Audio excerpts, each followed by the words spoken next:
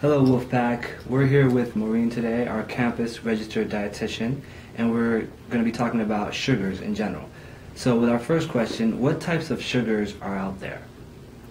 Okay, great question. So basically there's two different types of sugars. There's sugars that are added to products, and there's naturally occurring sugars in foods.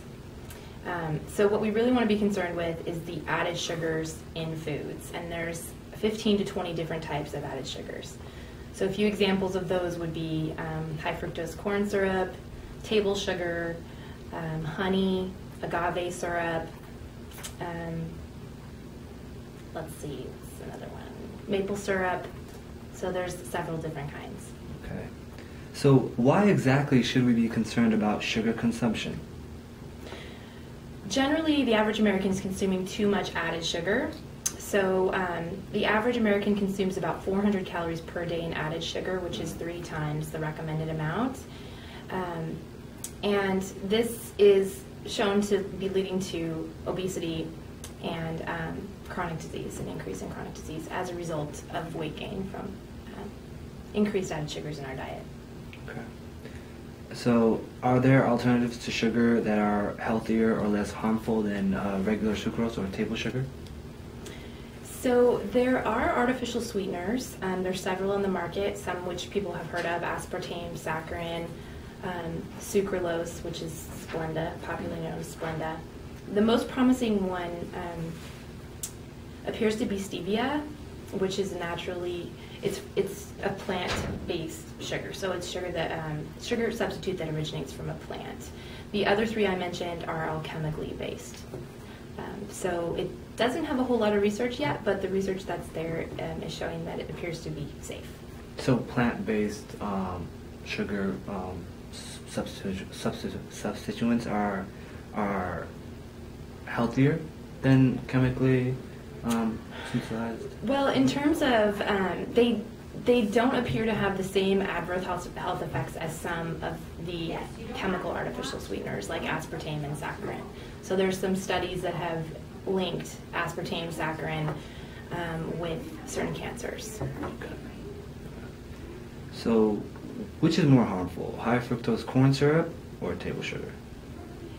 So there's a lot out there in the world of nutrition that is really giving high fructose corn syrup a bad name, but essentially they're almost identical, and they act almost identically in the body.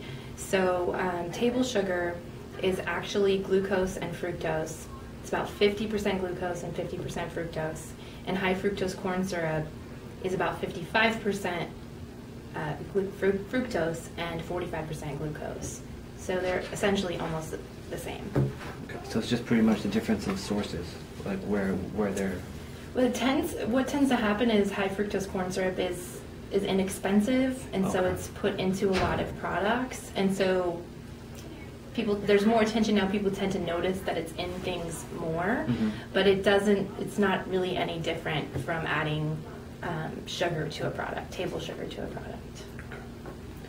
And with our last question, what can students do to lessen their cravings of various types of sugar? What I find happens often with students is they tend to go a long time without eating, or they tend to skip meals. And one of the things that can happen is when you go a long time without eating, your blood sugars tend to drop, and that can contribute to stronger cravings for things. Essentially, the